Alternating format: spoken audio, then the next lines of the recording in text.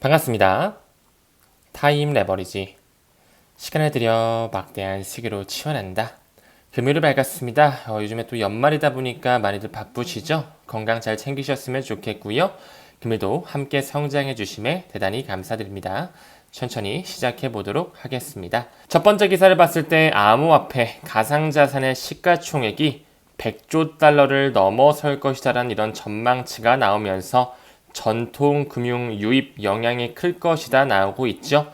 지금 전 세계적으로 스위프트망 자체, 금융에 대한 파이프라인 자체에 블록체인을 탑재할 준비가 되어지고 있고 내년 11월 22일을 기준으로 완전히 공존하는 시기 ISO 2002의 시기가 우리를 기다리고 있다. 리플 빅뱅의 해가 또 내년에 펼쳐질 것이라고 말씀을 드렸죠. 지금 현재 암호화폐 시가총액 전체를 봤을 때 3.59조 달러 정도, 3.5조 달러 정도가 되는데 앞으로 더더욱 팽창을 하면서 100조 달러를 넘어설 것이다. 시간이 조금 더 걸릴 수는 있겠지만 이 전통 금융권에서 블록체인과 AI를 완전히 받아들이면서 시장에 대한 캐파시티가 굉장히 커질 것이다. 그 부분의 일환으로 피델리티와 블랙록과 같은 그들의 자금이죠. 그 그림자 정부라고 하는 금융 마피아들의 자금이 이미 비트코인을 온라인금, 새로운 자산 클래스로 받아들이면서 경제에 대한 패러다임을 바꾸기 위해 준비하고 있다라는 거. ETF 쪽 내년을 기준으로 해서 엄청난 알트코인의 ETF가 많이 또 생성이 되면서 암호화폐 시가총액이 또한 굉장히 부풀어 오를 것이라고 보고 있습니다. 그 부분의 일환으로 이미 미국의 신속결제위원회죠. FPC Faster Payment Council에서도 이와 같은 보고서를 발표했는데 블록체인을 통해서 국제 결제 비용을 100억 달러 정도 절감할 수 있다라고 하는 혁신이 나왔기 때문에 그 부분의 중심에 리플 네트워크가 있기 때문에 너무나 중요한 사안이다라는 거. 이미 그 신속결제위원회뿐만 아니라 이 클리어링 하우스라고 하는 미국의 청산소 프레젠테이션에서도 리플을 국경 간 지불 문제에 대한 솔루션으로 인용하고 있다라는 거. 이미 IMF와 BIS와 같은 이런 국제기구들의 논문을 보더라도 핀테크 노트에서도 리플과 스텔라 루멘을 언급하고 있다라고 말씀을 드렸죠. 왜 미국의 신속결제위원회 이사회 명단에 리플의 임원진들이 2명이나 들어가 있는지 우리는 눈여겨볼 필요가 있었습니다. 두 번째를 봤을 때 이스라엘 증권 당국이 보여지면서 이제 비트코인을 또한 받아들일 준비를 하네요. 뮤추얼 펀드 안에 비트코인과 같은 암호화폐를 집어넣으면서 6개 종류를 승인할 예정이다. 다음 주에 출시 예정이라고 하는데요. 이미 이스라엘 역시 리플과 연결되어 있는 것 아시나요? 이스라엘 최대 금융 서비스 회사죠. 이 GMT가 리플과 이미 파트너십을 체결하고 있다라는 것. 이 부분은 리플의 공식 홈페이지에서도 확인할 수가 있습니다. 여기서도 정답지를 알려주고 있네요. 금융 인프라를 현대화할 수가 있다라는 거. 리플의 USD가 완전히 출범했죠. 더 나아가서 방금 언급드린 이스라엘 기반의 국경 간 결제 솔루션 회사이자 금융 솔루션 회사인 GMT가 이미 리플의 공식 홈페이지에서 흐르고 있다라는 거. 이스라엘 또한 이미 리플이 점령을 완료했다라고 할 정도의 금융 서비스 회사들이 모두 다 연결되어 있다는 것을 알 수가 있습니다. 여기는 노바티, 호주를 기반으로 하죠.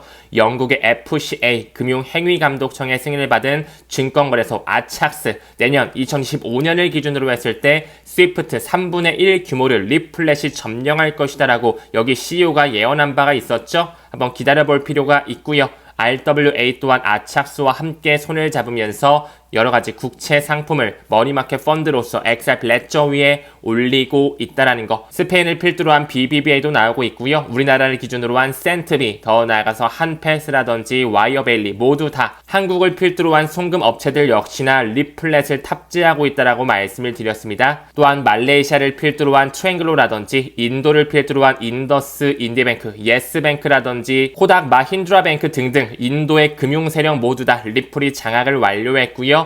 브라질 기반의 방코 렌디멘토, 더 나아가서 메르카도 비트코인 역시 국경 간 결제에 리플렛을 탑재하면서 RLUSD 또한 티커명을 올린 바 있었죠. 독일의 넘버 2, 3 정도 되는 DG방크 역시 흘러나오면서 메타코와 연결이 되고 있다라는 거. 또한 브라질의 중앙은행의 승인을 받은 트래블레스 뱅크도 나오고 있고요. 사우디 아왈은행 HSBC와 합자회사를 이루고 있죠. 이미 사부 역시 리플렛을 탑재하고 있다. 영국을 기반으로 한 모듈러라 콘고라든지 아프리카 지역을 섭렵하고 있는 온아프리크 역시나 마찬가지로 리플렛을 탑재했고요. 레몬웨이라든지 니움, 싱가포르를 필두로 해서 계속적으로 확장되고 있다라는 거, 일본 SBI 그룹을 통해서 인도네시아라든지 필리핀, 말레이시아까지 계속 ODL 상품이 확장되고 있었다 말씀을 드렸죠. SCB 시아은행 리플렛 초기 투자자이자 이미 월에 4억 달러 규모의 P2P 거래를 리플 네트워크를 통해 하고 있다라는 것, 그리고 여기 흘러가는 비테치 역시 리플과 손을 잡으면서 이미 2019년서부터 파트너십 체결 이후 거래 수수료 1,400만 달러 이상을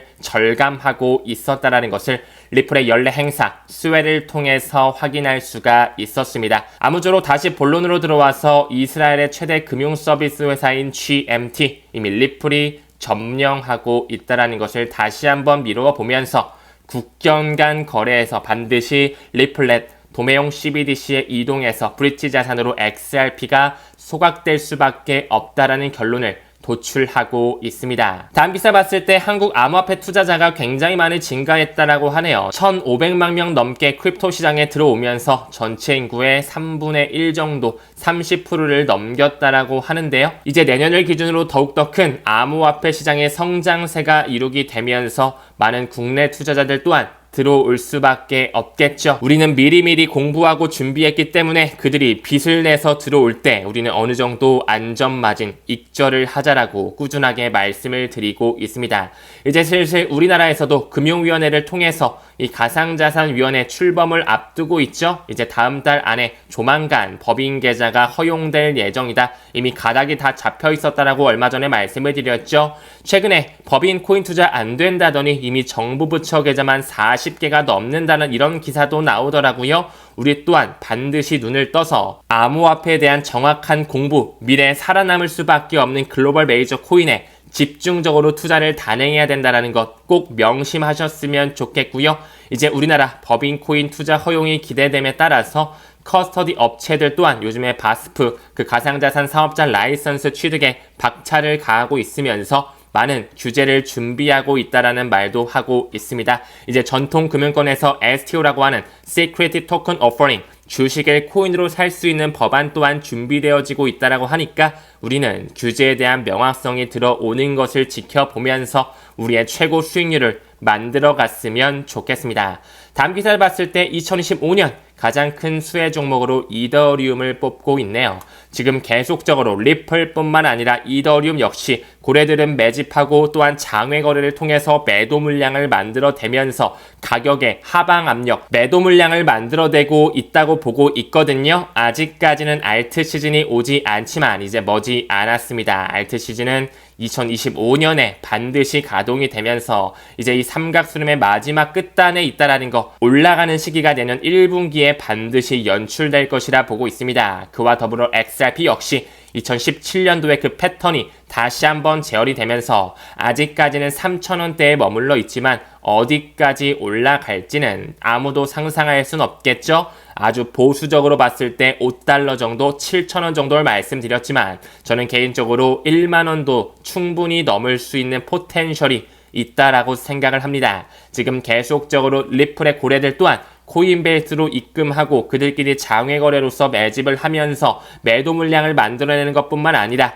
고래의 매수세가 계속 증가되고 있다. 그들끼리 손바꿈을 이뤄내면서 매도 물량을 만들어서 가격을 누르고요. 계속적으로 다른 지갑을 통해서는 축적의 움직임을 보여주고 있습니다. 그들끼리 시기의 저울질을 조금 더 할 수는 있겠지만 우리는 내년 1분기 굉장히 긍정적으로 바라보면서 그들이 돈을 만드는 그 사이클에 어느 정도의 수익률을 만끽하자라는 거 꼭 명심하셨으면 좋겠습니다. 일본의 대형 금권 SBI의 CEO죠. 기타오 요시타카가 2025년을 하나의 가이드라인으로 잡으면서 일본의 모든 은행이 리플을 사용할 것이라고 얘기하고 있는데 이제 그에 대한 모델링이 조금씩 수면 위로 올라오고 있습니다. 이 XRP 레저의 생태계와 인터레저 프로토콜을 통해 모든 것이 연결되면서 굉장히 빠르고 효율적인 결제 시스템이 구축될 수 있다라는 거, 이미 일본의 80%의 금융기관들이 리플과 손잡고 있으면서 BIS 국경 간 결제 상호 운영성 확장판 태스크포스의 그 공식 문서 안에는 일본의 금융연합회가 들어가 있다. 그 안에는 미쯔비시, 미즈오, SMBC, SBI 홀딩스, 노무라 펀드까지 모두 다 이사회 명단으로 들어가 있으면서 BOJ죠. 뱅크 오브 재팬의 공식 문서를 보더라도 ISO 2002 메시징 표준을 준수하기 위해 천천히 스텝을 밟아가고 있다는 거, 우리는 내년 3월과 11월 중요한 타임라인을 고무적으로 기다리면서 수량에 집중할 필요가 있습니다. 이제 내년 1월 20일 한 달도 안 남았죠. 게리 겐슬러가 물러나고 폴 애킨스가 들어오게 된다면 항소에 대한 기각 충분히 나올 수 있지 않을까요? 과거에 프로그래밍 판매를 했던 이력, 어느 정도의 벌금을 내면서 리플과 SEC에 대한 소송의 완전한 합의가 도출될 것이라 보고 있고요. 리플은 아직까지도 굉장히 많은 호재거리가 남아있다라고 말씀드렸습니다. 최근에 RLUSD가 많은 거래소와 함께 협력을 해서 주조되고 있는 것뿐만 아니라 이제 리플의 현물 ETF 또한 완전히 신청되는 시기, 블랙록에서 신청되는 게 굉장히 중요하다 말씀드렸고요. 기사에서 나오는 것처럼 소송에 대한 마무리와 미국을 필두로 한 친암호화폐 법안이죠. FIT21 법안이 완전히 승인이 되게 된다면 리플이 큰 수혜를 받는 코인으로 등극하지 않을까 믿어 의심치 않습니다. 또한 리플은 국경 간 결제 시장뿐만 아니라 이 파생 상품 시장에도 합류가 되어 있죠. 그중에 시장 점유율의 1%만 점유하게 된다면 리플의 가격은 다음과 같이 올라간다라고 하면서 많은 전문가들이 리플 XRP가 $100에 달성할 수 있다라고 주장하고 있네요. 참고만 좀 해주셨으면 좋겠고요. 지금 현재 국내 장외 거래의 파생상품 시장 규모만 보더라도 1경 5천조 원이 넘어가거든요. 리플은 전 세계를 상대한다라고 말씀해 드렸죠. 국제 수완 및 파생상품 협회 이 ISDA에 공식적으로 합류가 됐다라는 거, 이는 뉴욕에 본사를 두고 있으며 파생상품 거래를 체결하기 위한 표준화된 계약을 작성하고 있는 하나의 기구라고 볼 수가 있겠죠. 왜 리플이 과거서부터 글로벌 파생상품 거래기구 이 ISDA에 합류를 했을까요? 아직까지는 규제에 대한 명확성이 없기 때문에 가격의 폭발이 일어나진 않았지만 정말 스위프트의 시장 규모, 그리고 이 파생상품의 시장 규모에 정말 1%만 점유한다면 $100까지도 갈 수 있는 포텐셜이 있다는 거 명심하셨으면 좋겠습니다. 리플이 작년부터 ISDA에 가입을 하면서 1조 2천억 달러 규모의 파생상품 시장 점유율을 확보하고 있다는 거, 이제 규제에 대한 명확성, 시간 문제이기 때문에 리플의 폭발의 순간 또한 우리는 만끽할 수밖에 없습니다.